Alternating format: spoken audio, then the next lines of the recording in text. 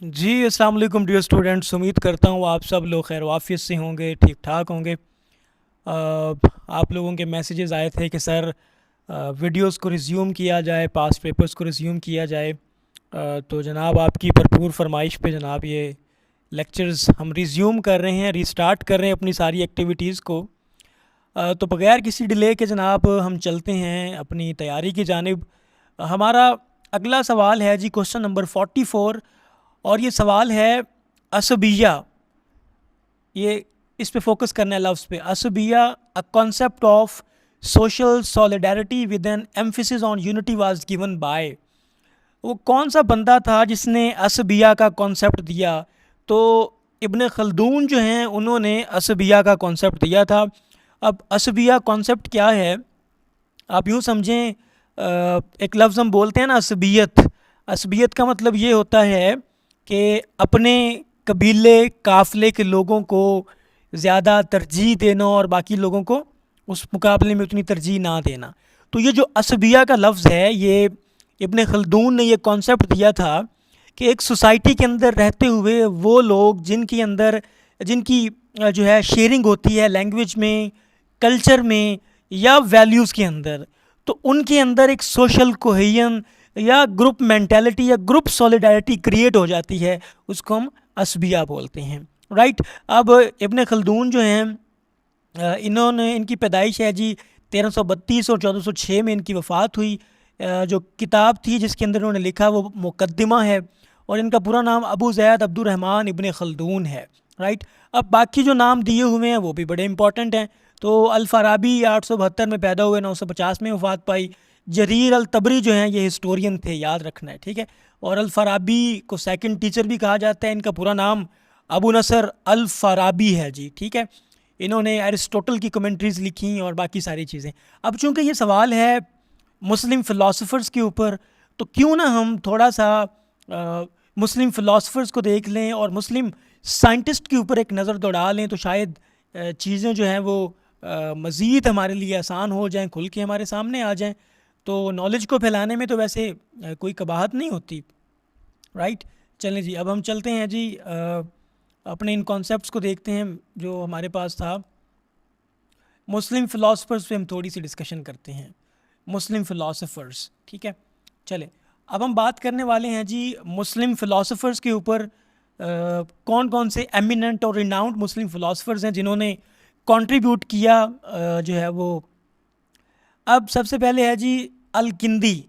801 में पैदा हुए, 873 कॉमन इरा में इन्होंने वफ़ात पाई। इनका टाइटल है जी the philosopher of the Arabs.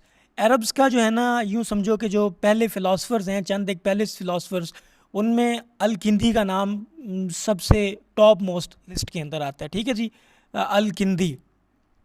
अब इनकी कुछ इंपॉर्टेंट किताबें हैं जी। इनकी किताबों के स्टार्ट में रिसाला आएगा, रिसाला, ठीक है, रिसाला। अब रिसाला फ़ी अल फ़लसफ़ा अल ऊला, ठीक है, मतलब कि ऑन फर्स्ट फ़िलासफ़ी। इन्होंने ये मेटाफ़िज़िक्स के ऊपर लिखी है। अब मेटाफ़िज़िक्स क्या होता है? जब आप फ़िज़िक्स की बात करते हैं तो फ़िज़िक्स का मतलब ये है कि तबीयात हैं सारी। फ़िज़िक्स वही चीज़ है ना जिसको आप फ़िज़िकली टच कर सकें, देख सकें, महसूस कर सकें। लेकिन मेटाफ़िज़िक्स वो होता है जिसको आप ना देख सकें, ना महसूस कर सकें, ना टच कर सकें। वो सारी चीज़ें मेटाफ़िज़िक्स हैं। लेकिन देखें, अब खुशी क्या है? एक मेटाफ़िज़िक्स है ना। लव क्या है? मेटाफ़िज़िक्स है। कभी आपने देखी है ये चीज़ें? ठीक है। और फिर आप देखो कि हमारा वजूद एक्चुअल में क्या है, कि मेटाफ़िज़िक्स ही चीज़ है ना। रिसाला फ़ी अल अक्ल ऑन द इंटेलेक्ट, ठीक है। किताब फ़ी अल मूसीका, तो ये बहुत अच्छे म्यूजिशियन भी थे अल-किंदी। अब इनके कॉन्ट्रीब्यूशंस क्या हैं? First major Islamic philosophers to reconcile Greek philosophy with Islam. ये वो पहला मुस्लिम फ़िलासफ़र है जिसने ये कोशिश की कि जो ग्रीक फ़िलासफ़ी है, जो यूनान का फ़लसफ़ा है, उसको रिकॉन्साइल किया जाए, उसकी तत्बीक पैदा की जाए, किसके साथ? इस्लाम के साथ। या इस्लाम की तरजीह की जाए, फ़लसफ़ियाना इस्लाम की तशरीह की जाए फ़लसफ़ियाना अंदाज़ के अंदर। तो ये इनका काम था जी अल-किंदी का। उसके बाद इंट्रोड्यूस्ड नियो प्लेटोनिज़म। अब प्लेटो जो थे, अफ़लातून, अब अफ़लातून की फ़िलासफ़ी को जब रिलीजन के साथ मिलाया गया, मिस्टिसिज्म के साथ मिलाया गया, तसव्वुफ़ के साथ मिलाया गया, तो ये नई आइडियोलॉजी बनी जिसको हम नियो प्लेटोनिज़म बोलते हैं। Plotinus he was the first person जो कि न्यू प्लेटोनिज्म के अंदर जिसने अपना रोल प्ले किया। अब आगे अल फ़ाराबी हैं जी, अल फ़ाराबी तो इनका नाम है जी सेकंड टीचर। इनको मुअल्लम सानी भी बोलते हैं, सेकंड टीचर भी बोलते हैं दुनिया का। और पहला टीचर था जी एरिस्टोटल और दूसरा टीचर है जी अल फ़ाराबी। सेकंड टीचर आप लोगों ने लाजमी याद रखना है, ठीक है, अल फ़ाराबी। अब इनकी इम्पॉर्टेंट किताबें हैं जी आरा अहलुल मदीना अल फ़ाज़िला, कि मदीना अल फ़ाज़िला की जो है वो उनके मदीना के लोगों की राय क्या थी, opinion of the people of virtuous city, ठीक है, अल मदीना अल फ़ाज़िला। अल जमआ बैन रायल हकीमैन, ठीक है। अब जो अल फ़ाराबी थे इन्होंने भी क्या किया है, इन्होंने भी कमेंट्रीज़ लिखी हैं किसके ऊपर, एरिस्टोटल के ऊपर और बाकी इन चीज़ों के ऊपर। तो इन्होंने यहाँ पे बताया कि जो हारमनी है ना प्लेटो एरिस्टोटल में, मतलब कि प्लेटो जो था वो प्लेटो उस्ताद था ना एरिस्टोटल का, तो एरिस्टोटल ने अरस्तु ने आके इख्तलाफ किया अपने उस्ताद की राय से, अफलातून की राय से। अब इसने उनके दरमियान हारमनी क्रिएट करने की कोशिश की है। अल सियासा अल मदनिया पॉलिटिकल रिजीम, अल मदीना अल फ़ाज़िला द आइडियल स्टेट।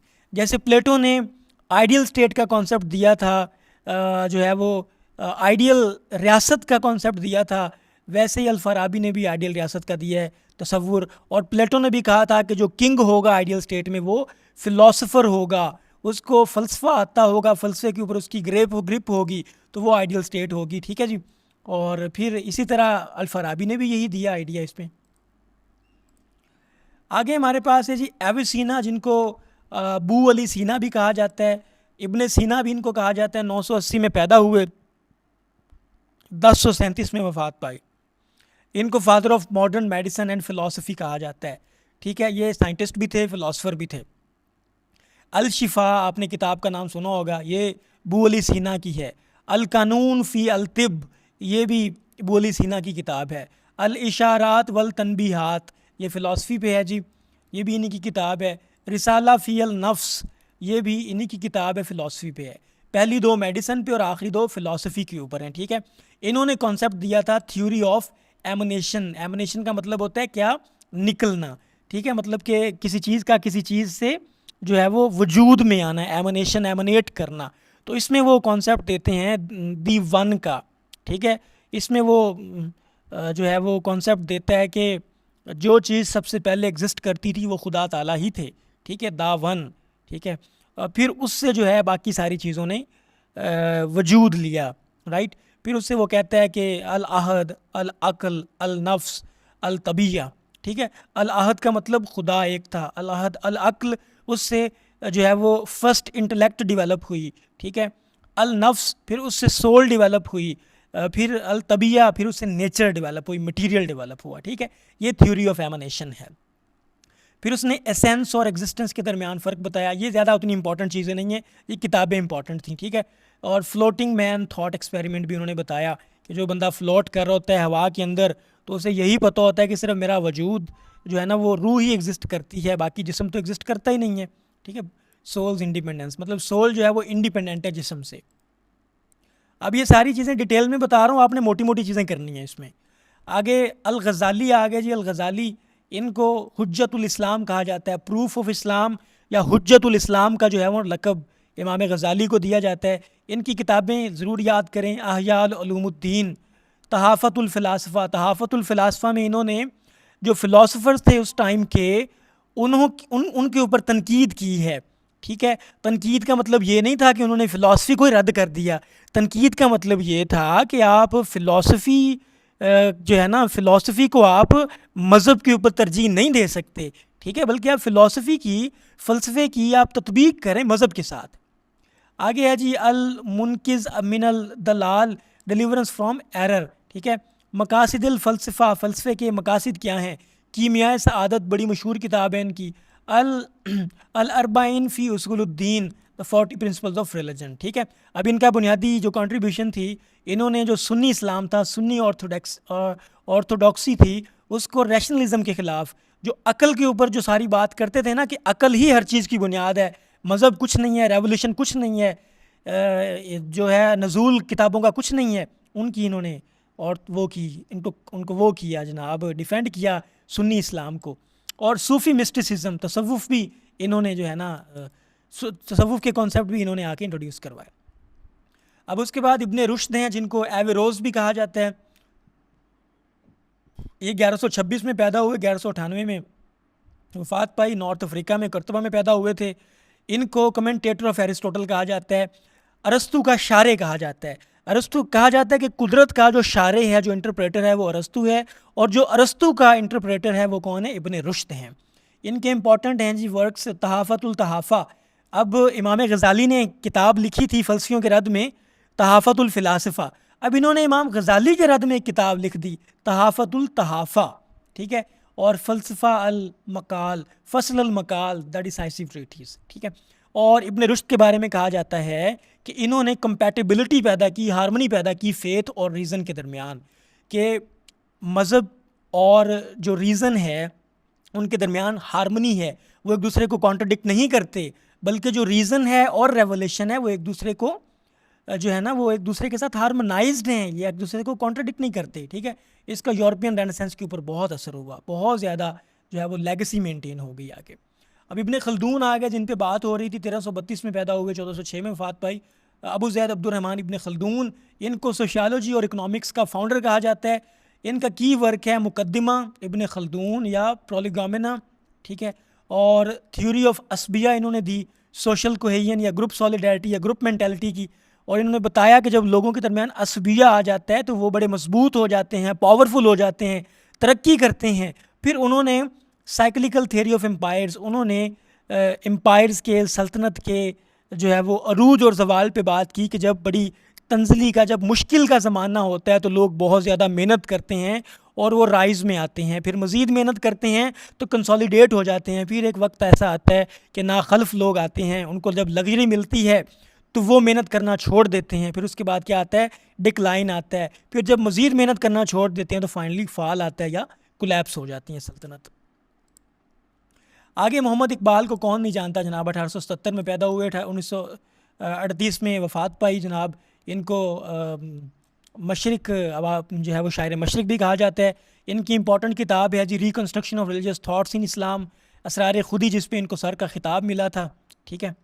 और खुदी का कॉन्सेप्ट, इज्तिहाद का कॉन्सेप्ट, इज्तिहाद का मतलब होता है कि इंडिपेंडेंट रीजनिंग, मतलब कि मौजूदा ज़माने के अंदर कोई ऐसा मसला आ जाए जिसमें कुरान और हदीस बिल्कुल खामोश हों, बल्कि वाज़े तौर पे अब देखो कुरान और हदीस में आपको मोबाइल के ऊपर तो कोई चीज़ नहीं मिलेगी ना कि मोबाइल का इस्तेमाल कैसा है, बुरा है, क्या है।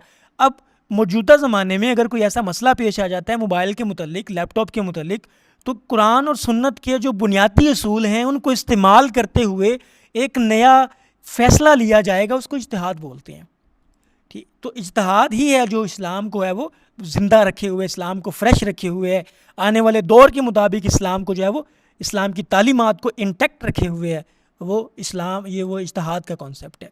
फिर सैयद हुसैन नसर हैं, ये ईरानी अमेरिकन मुस्लिम फ़िलासफ़र थे। इनको लीडिंग ट्रेडिशनलिस्ट फ़िलासफ़र कहा जाता है।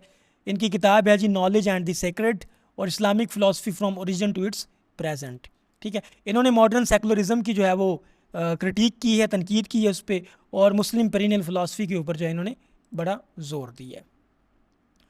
अंडरस्टैंड जी। अब हम थोड़ा सा साइंटिस्ट पे आ जाते हैं जी, जो गोल्डन एज के साइंटिस्ट थे हमारे। अब इसमें ये मुस्लिम साइंटिस्ट के बारे में अब हम बात कर रहे हैं। मुस्लिम साइंटिस्ट जाबिर इब्ने हयान का नाम आपने सुना होगा, जिसने हाइड्रोक्लोरिक एसिड, सल्फ्यूरिक एसिड और नाइट्रिक एसिड जो है वो क्या किए थे, फार्मूलेट किए थे। तो ये जाबिर बिन हयान, इनको फादर ऑफ केमिस्ट्री भी कहा जाता है। किताबुल कीमिया इनकी किताब है, किताबुल सबआइन ये भी इनकी किताब है। कंट्रीब्यूशन किया जी लेबॉर्ट्री इक्विपमेंट बनाने में इनका बहुत बड़ा रोल है। एसिड्स जो हैं, नाइट्रिक एसिड, सल्फ्यूरिक एसिड, और एक्सपेरिमेंटल मेथड्स इन्होंने बहुत निकाले केमिस्ट्री के अंदर। ये जाबिर इब्ने हयान हैं। अब आगे अल-ख़वारिज़मी अबू रेहान, ये हैं जी अल-ख़वारिज़मी जो हैं, इनको मैथमेटिशियन थे, इनको फादर ऑफ अलजेब्रा बोला जाता है। एल्गोरिदम जो है यूँ समझ लें कि फार्मूलेट करने वाले एल्गोरिदम, लोगार्थम जिसे बोलते हैं, वो भी अल-ख़वारिज़मी थे। किताबुल जबर वल मुकाबला, ये अलजबरा पे है, ये अल-ख़वारिज़मी की है। ऑन हिंदूज़ न्यूमरल्स, ठीक है, तो ये भी 0 से 9 डिजिट्स जो हैं ये भी अल-ख़वारिज़मी ने किए थे। ऑल राइट जी। अलजबरिक इक्वेशंस, एल्गोरिदम, ये सारा अल-ख़वारिज़मी साहब से रेलेवेंट है। और डेसिमल और ट्रिग्नोमेट्रिक कैलकुलेशन भी उसके अंदर भी इनका बहुत बड़ा रोल है। अब इब्न अल हैशम पे आ गए। इब्न अल हैशम ठीक है, ऑप्टिक्स के अंदर इनका बहुत बड़ा रोल है जी। और इन फिज़िक्स के अंदर मतलब कि इनका बहुत बड़ा रोल है। मॉडर्न ऑप्टिक्स का फादर इसको कहा जाता है। किताबुल मनाजिर बुक ऑफ ऑप्टिक्स ये इन्हीं की है। पहला जो पिन होल कैमरा था वो भी इन्होंने बनाया था। ठीक है, इन्होंने विजन और लाइट की रिफ्रैक्शन के बारे में बात की। कैमरा ऑब्सक्योरा और Aristotle's mission theory of vision, इसके ऊपर इन्होंने आगे बात की। अबू अली सीना आ गए, वही बात है जी, इनकी वो किताबें आप लोगों ने देख लेनी है जो पहले बात हो चुकी है। अल बेरूनी आ गए। अल बेरूनी क्या थे जी? एस्ट्रोनॉमी का इल्म था इनके पास, जोग्राफ़ी का इल्म था, किताबुल हिंद भी शायद इन्होंने लिखी है, एंथ्रोपोलॉजी का इनके पास इल्म था। इनकी किताब है किताबुल कानून अल मसूदी, एस्ट्रोनॉमी के ऊपर है। और तहकीक मी हिंद, ये स्टडी ऑफ इंडिया, ये भी अल बेरूनी की किताब है। इन्होंने कहा जाता है एक पहाड़ के ऊपर खड़े होकर ज़मीन का सरकमफ्रेंस बता दिया था जो कि 99% एक्यूरेट था। ठीक है, फिर उन्होंने इंडियन कल्चर को पढ़ा, एस्ट्रोनॉमी को पढ़ा और रिलीजन्स को पढ़ा आके। ठीक है जी, अल बेरूनी की किताबुल हिंद याद रखिएगा। आगे हैं जी अल ज़हरवी, इनको अबू अल कासिम अल ज़हरवी इनका नाम था, अबू अल कासिम अल ज़हरवी। इनको फादर ऑफ मॉडर्न सर्जरी कहा जाता है। जो सर्जरी के इंस्ट्रूमेंट्स हैं वो इन्होंने उनको जनाब ईजाद किया। अल तसरीफ़ इनकी किताब है मेडिकल के ऊपर, जिसमें इन्होंने 200 प्लस सर्जिकल इंस्ट्रूमेंट्स का इस्तेमाल बताया और बाकी सारी चीज़ें इन्होंने उसके अंदर बताई थी। ठीक है जी, तो ये हमारे पास मुख्तसर सा तारुफ था। उम्मीद करता हूँ कि एक सवाल को मैंने एज एक सवाल नहीं डील किया, एक टॉपिक डील किया है। आपको चीज़ों की समझ आ गई होगी। कोशिश करें यार, अपने दोस्तों के साथ भी शेयर कर दें, अपने कोलीग्स के साथ शेयर कर दें, अपने रिलेटिव्स के साथ शेयर कर दें, अपने सबॉर्डिनेट्स के साथ शेयर कर दें। शायद इस नॉलेज से किसी बंदे का कोई ना कोई फ़ायदा हो जाए। बाकी अल्लाह आपका हामी नासिर हो। दुआ करते रहें, अल्लाह मुझे भी फ़ुर्सत दे कि आप लोगों के लिए ऐसे लेक्चर्स बनाता रहूँ।